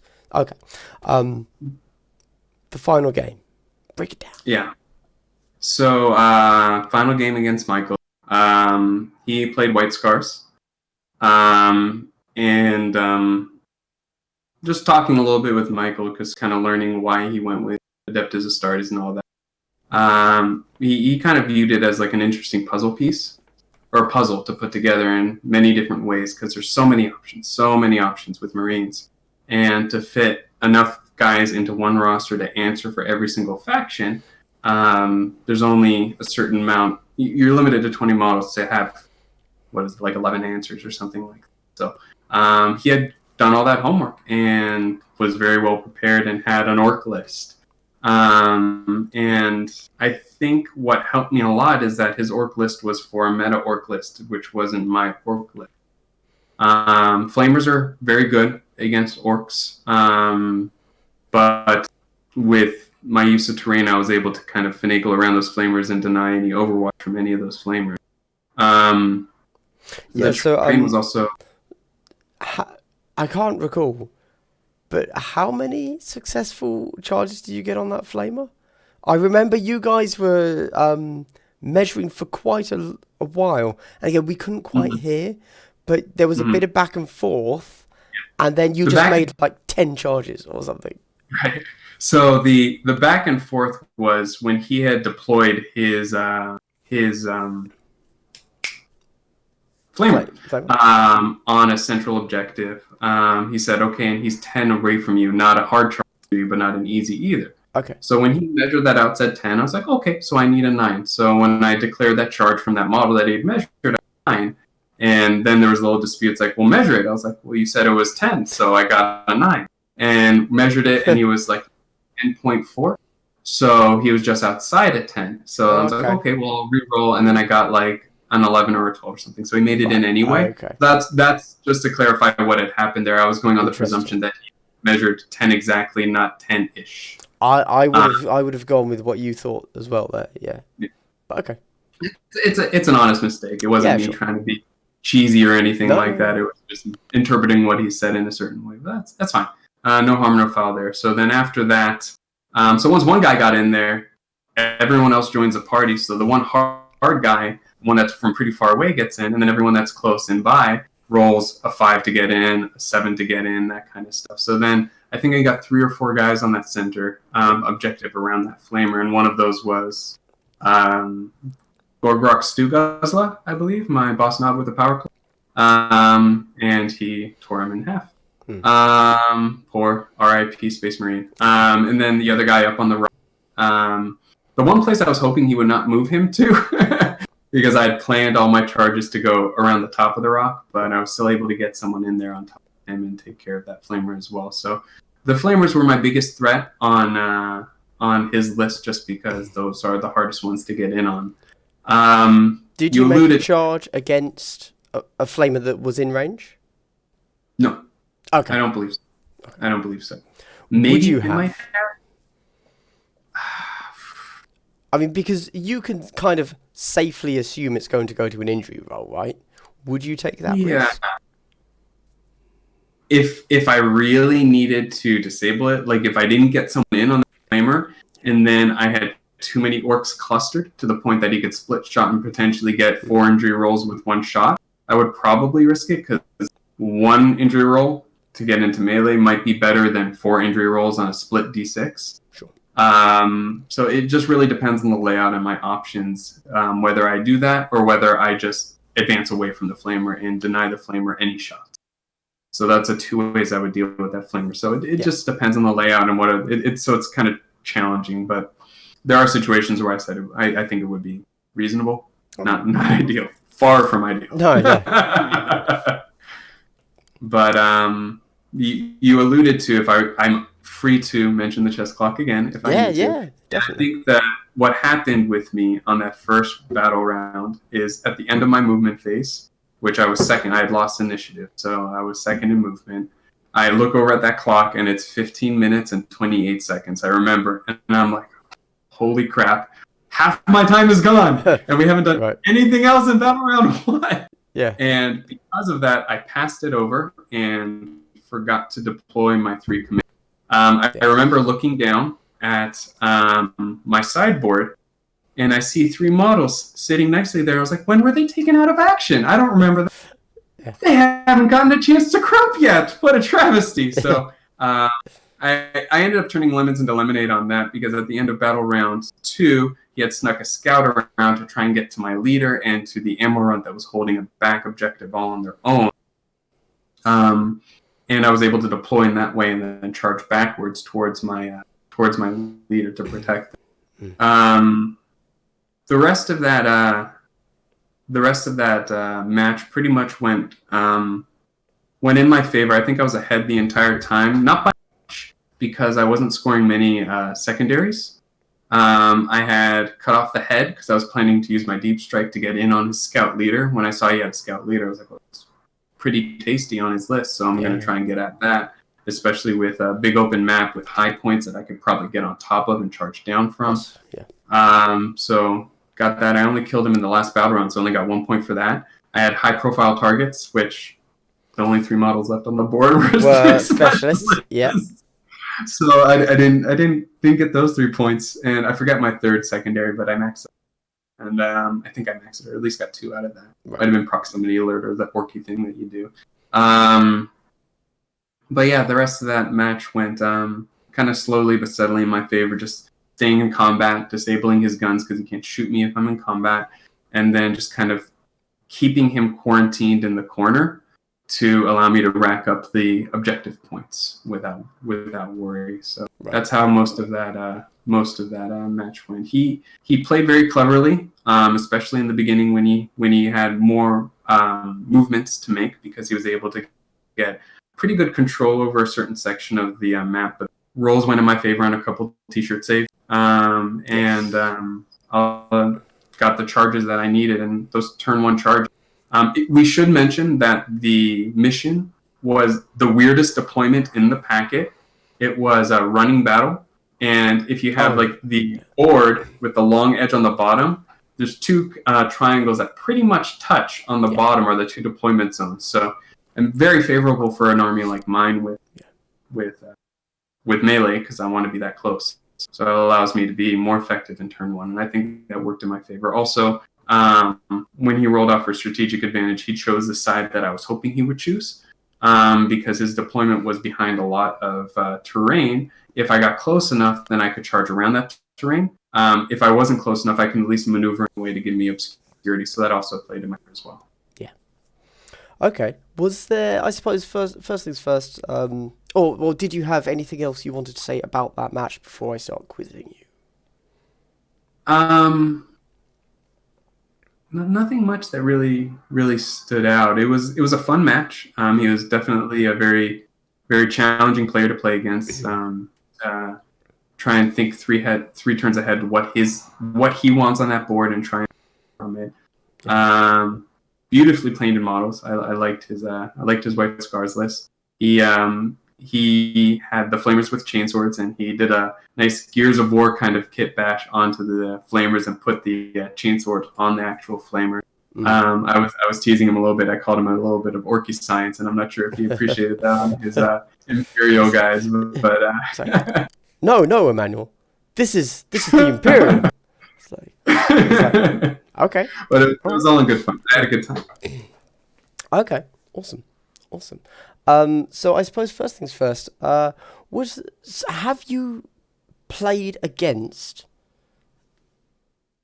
a White Scars list before, today, so ignoring the first White Scars list, and then have you practiced much against Astartes in general? No? Neither to either. Yeah, there's none in my local... There's one player that plays Adeptus Astartes, but I don't play against him often. Aaron from Knight's Cast, he has a Imperial Fists army. I don't think I played against him. Okay. But yeah, I don't have much experience against either. All right. But I mean, presumably you knew the rules roughly. Was there anything in his list or in his roster that you kind of saw and thought, "Oh, that's scary," or? Yeah, Relic Blades and Storm Shields. I saw that on his list, and I was like, my whole thing is getting the boy Fairy in Papa Boss Knob to do work, and if you bring a Relic Blade and a Storm Shield, that's the answer to Papa Boss Knob. Right. So that was, had he fielded those, I would have been a little bit more concerned, and that's why I mentioned at the beginning, I alluded to the fact that if I was a boys list, his list was perfect. Right. And actually, in your video, I kind of chuckled all of the lists for SCO. You saw my list, and the rest are boys. And then you looked at it, it's like, they're actually not, though. We should go through.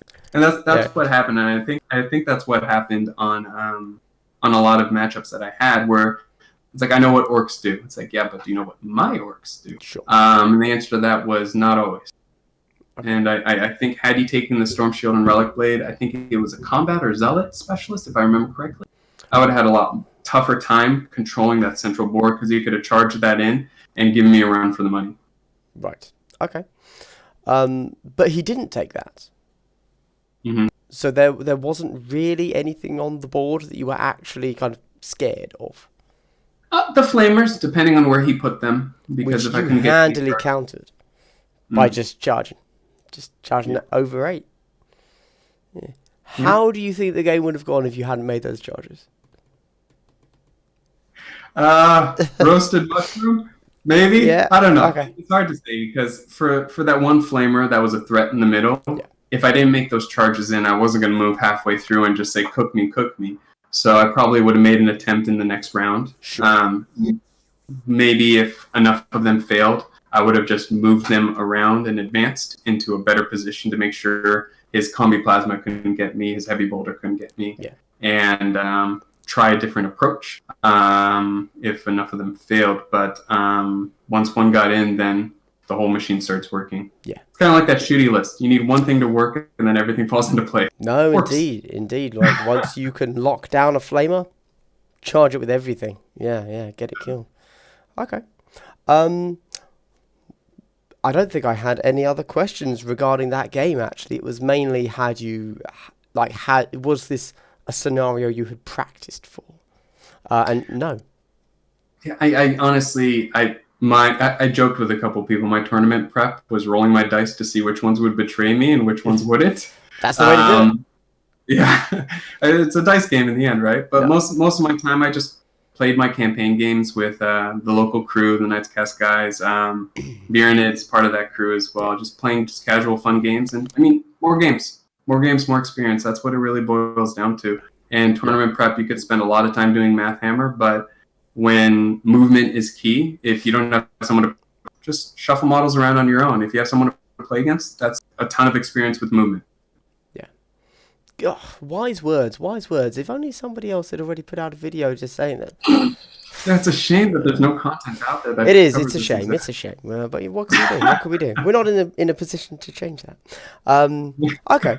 No. So I actually agree. I think that my tournament prep is usually just playing games. I don't typically. I mean, sometimes I play the packet. But normally I pick a team and I'm like, okay, I've got to learn how to play this team. More so than I've got to learn how to play this team in this packet. Although, as I am playing more packs these days, I am seeing there are pretty huge differences. So maybe I need to change that.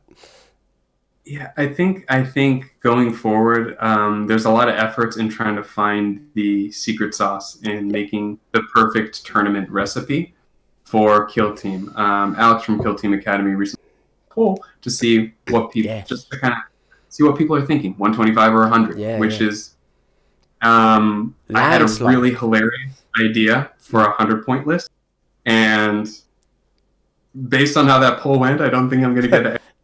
No. But it was a glorious disaster. But it's definitely swung towards 125, and I think a lot of the sentiment is it opens a roster to more options. Hordes are going to be hordes no matter what. Tyranids could do 20 models no matter what. So you're not denying them that by going to 100. But at 125, you have a little bit of wiggle room for some more options. Easier to get a Boss Knob in there. Easier to get a Flash Kit in there. Easier to get Terminator in there. Like those kind of bigger point models from the Elites packet, you have more options with that. So I think that's a sentiment that most people are going to. Downside is longer games because you got more points to deal with. But then also, what's the answer for secondaries? It's not free choice. Isn't it free choice? Because some people still say it is. I'm not sure about that because I think it's too much of a boon for certain armies. Like I think Grey Knights get a lot of benefit from free choice more than some other armies. And they're not exactly top tier though, are they? Well, yeah, maybe they need that help. I guess you can make that's what yeah, maybe. Okay. That was almost an argument for it. I was like, hold on. I know. After I said that, I was like, huh. Well, maybe it is free. Yeah. I was like, I don't know, but honestly, I don't know. I'm really excited to see how LVO evolves and see what's decided as far as the format of that. Slaughterfest is another big one around the corner, and that's another one with some interesting ideas. So I think it's important to at least look through the packet and understand it, and maybe just play a few missions to understand how that might change how you do certain things or choose certain secondaries or choose your list. Maybe, but in the end, it's just playing games. Okay. Games. I printed out the packet in some big push with me and Alex. We're going to play through every single mission, front to back. Yeah. Front to back. None. Didn't happen. Really? Not, Oh, okay. not once. We just played games. Top Okay. people kill teams that were coming into the shop that were interesting, just building up the community, building up the enthusiasm. No, it's awesome. Yeah, just the community more than the packet, honestly. Fair enough. I yeah, 100 versus 125. I suspect I have exactly the same thoughts as you just said there, which is, so last weekend I just played in a tournament at 100 points. Mm-hmm. This weekend I'm going to be playing the same tournament but at 125 points. So I actually I've always thought 125. There's more space for toys. There's more space for competitive toys. There's more space for list building in the sense of, like, okay, well, this is my core, and now I have a little bit to play with, but also the variety of what you might come up against is much wider. And I like that. I like that as a concept. I like that the roster is very much a thing. Whereas I think there's a lot less variety at 100. There's still variety, obviously. Yeah. But one thing I'll say about that is for armies with a lot of cheap models, like Orks, get less variety at 125 on the roster, even though you can have more variety than what you muster. Because at 20 models, I have to fill 125 points when like a third of those at least are going to be boys, at least the way that I run my lists. Maybe a little bit more, maybe a little bit less. Then that's still a ton of spots on that list. So then I'm not building a lot of answers. I'm building a base list that I'm exchanging a couple parts in depending on who I'm fighting against. So you actually get less options for something like that or something like Tyranids than you do at 100. So I had the options in my 100 roster that I just kind of built up just out of curiosity to see what I would do if LVO was at 100 points. Tons of options, and I'm a little sad that I'm going to have to say goodbye to that. It's not going to wait, maybe for a rainy day. Yeah. Hey, 100 points might still be where we go, purely for, and this is what I'm about to say, timing. All of my games were 1 hour, including setup and muster. I think only one game, maybe two, didn't finish. That's great. The entire place, basically the TO didn't turn up, so the store had to run it, and we started like half an hour, 45 minutes late, and we finished half an hour early. It was great. That was a great day. Like, we still got in 5 games, or 4 games, I can't remember now, and yeah, I really like hour-long games, it turns out. I'm curious to hear, because I mean, I would presume are going to come to that tournament since same shop, you said, right? Dark Sphere, something like that. So there's probably going to be a lot of the same people. So it might be an interesting case report, a case control of just between the two, just what you think between the two tournaments so closely together, whether they had more fun with 125 or more fun with 100 and shorter games. I'll definitely be asking. Yeah, it'd be interesting. Quick question, as we've kind of moved on to the random question portion. Deathwatch.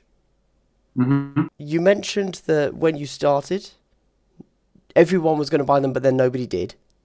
And now you have Deathwatch built up with grot heads. Of course. Have you played Deathwatch? Have you played them as Deathwatch? Oh yeah. They're okay. They're counts as Deathwatch. How do you find Deathwatch in Elites? I was interested in them. I'm sorry, go ahead. How do you find Deathwatch in Elites? Okay. No. Fair enough. It let me bring one more model. I don't take them seriously that much. They're just for fun. Okay. They just have 4 storm shields, Xenophase Blade on one of them.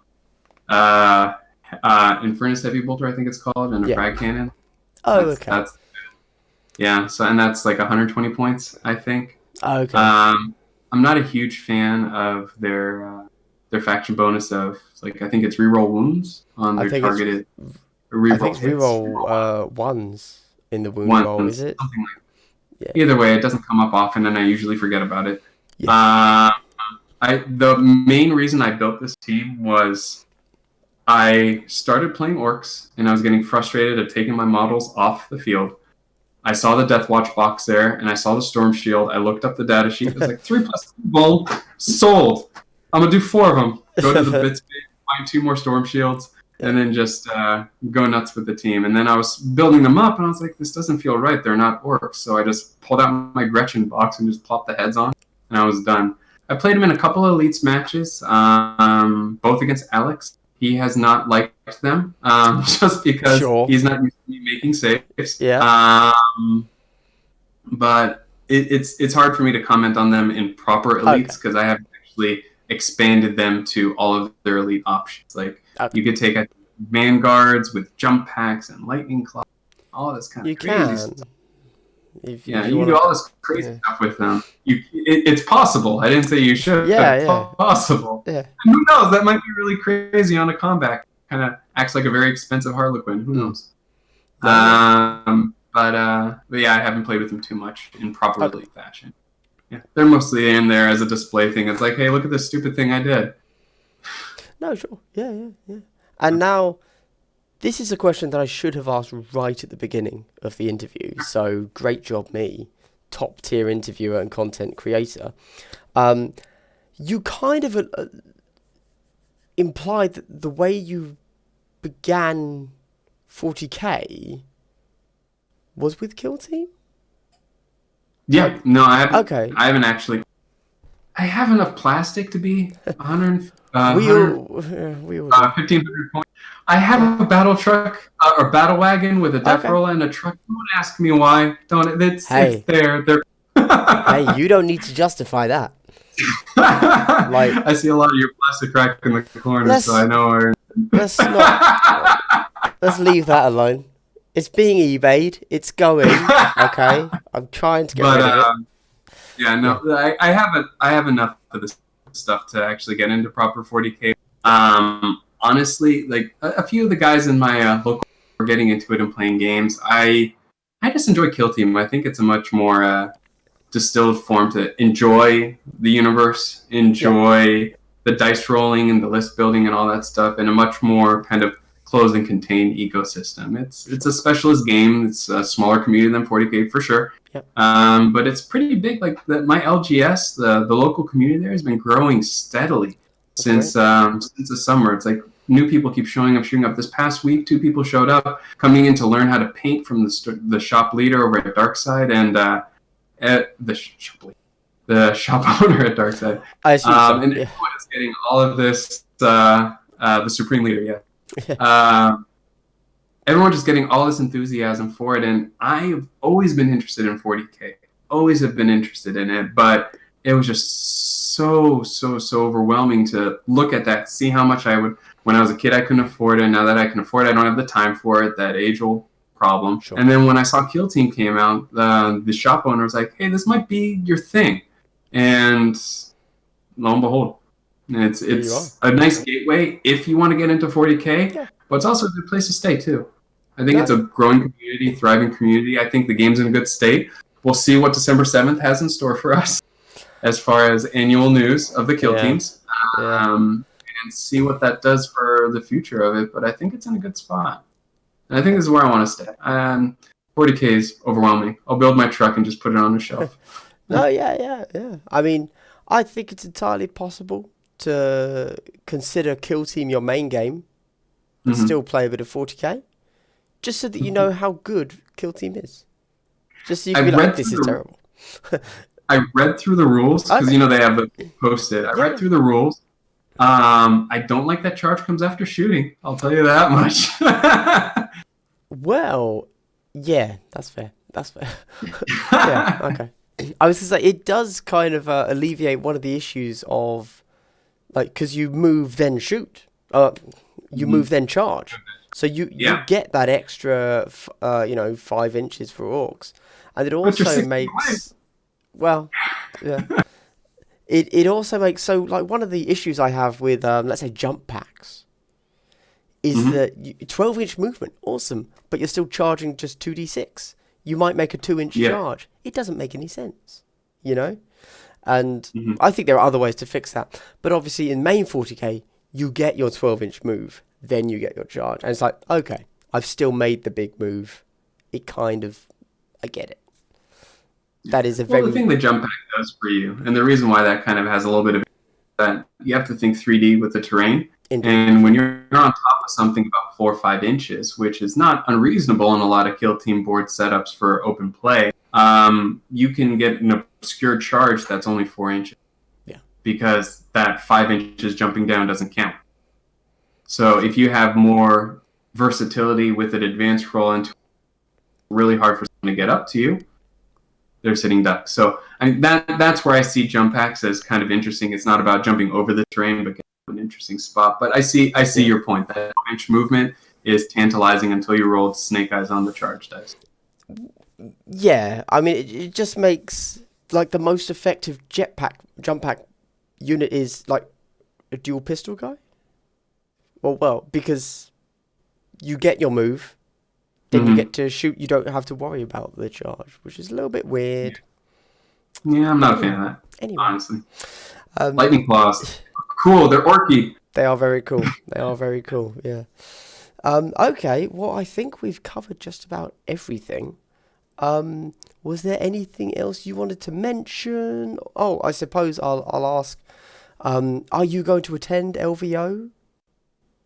Yeah. So when I went into SCO, first major I've ever been to, played local tournament, I had no idea if I would like it. And after about 1 or 2 games, I was addicted to it. Like, I love the scene, I love the community. Yeah. I was worried about the type of person I would run into, and that person was not there. A lot of people that are just enthusiastic and happy and just proud to be a part of it. So yeah, after those first couple games, I just looked over at Alex and a couple of my other buddies there, and it's like, we're doing LVO, right? Oh yeah. We're doing. Okay, fair enough. Yeah, I think so I would have the same fear, like, you know, what kind of person am I going to come up against if I was playing 40k, you know? And that's where I was getting those vibes. Yeah, because you hear those rumors, you hear that. Is that what a big major is going to be like? Is that the kind of person I'm going to run into? Yeah. And I hope not, because I just want to have fun. No, indeed. But I think even at the high table, I don't think the way you played changed.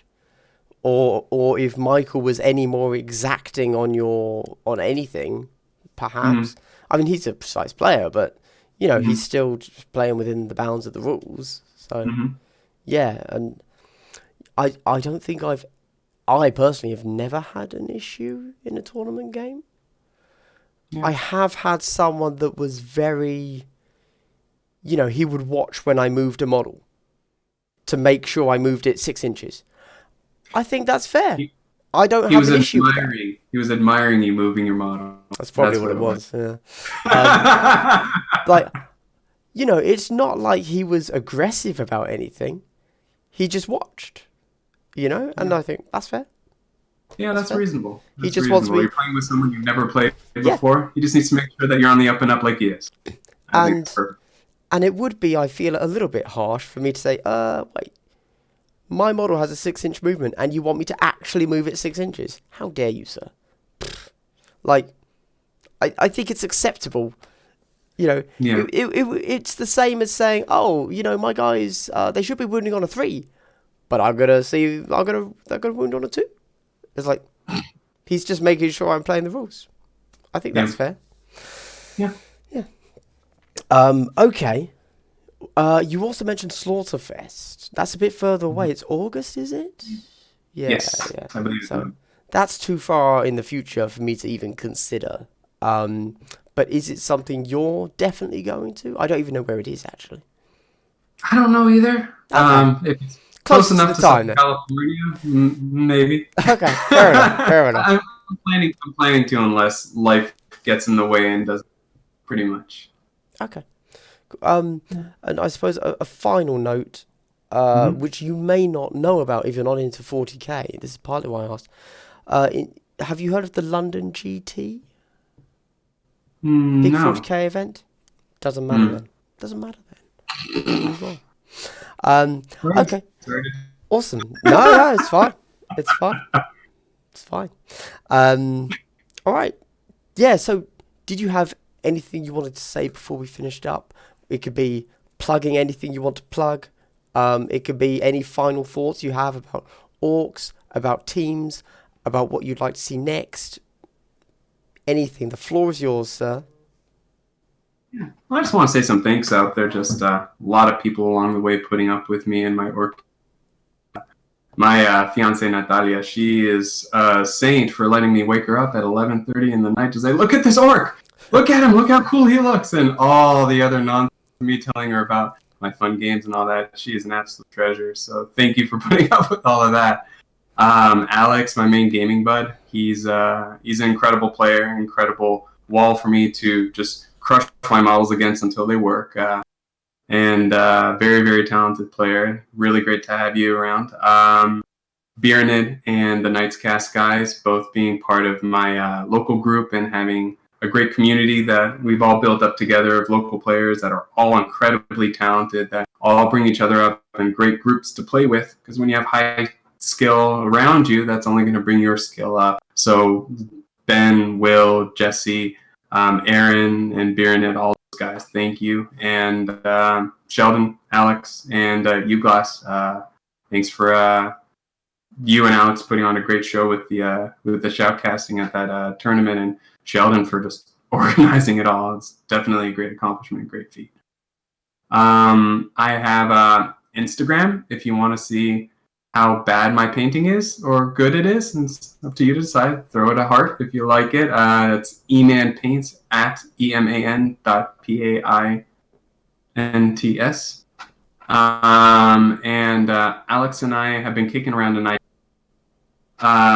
to make a bat rep channel on YouTube. We've been doing a lot of tech and getting it all kind of squared away with how we want the formatting to be. So be on the lookout for that at some point. Usually we want to focus on both bat reps that are a little bit more bite-sized, easier to watch, and then kind of tutorial and discussion kind of format for more education for newer players as well as experienced players, trying to capture the essence of what we do on our normal games and the kind of chatter and the talk that we normally have to try and capture that in a bottle and spread it out to the community to help that out. It's going to be called Strategic Advantage. Show up on YouTube at some point in the near future. Okay, awesome. What you should do is create that channel, like just the name. Done. Okay, so people that are watching this, because this won't release for about 2 weeks, Strategic Advantage, it's a channel, it exists, you can go subscribe to it straight away. And then when they post a video, hopefully you'll be notified. There you go. Awesome. Thank you very much. All right, well, thank you very much, Emmanuel. It's been it's been great to hear about orcs, because I personally have never had luck with orcs, whether it was before elites, or trying a crazy shooty list after elites. They're not my faction, which is really sad. But what can you do? And it's good to see someone has managed to take a faction that I don't consider good, because I failed at them. Therefore they can't be good, and win with them, not just like a small tournament at one of the largest tournaments that Kill Team's had, and against one of the best players that Kill Team has, which is really impressive. So thank you very much for coming on and giving this little interview. I think it was a really helpful primer for anyone looking to get into orcs at the beginning there, and a nice little fun breakdown of all of your games. So would you like to say goodbye? Yeah. See you, everyone. Thanks very much for watching, everybody. This has been Glass Half Dead and Emmanuel. I hope you have had a good day and continue to have a good day. Goodbye.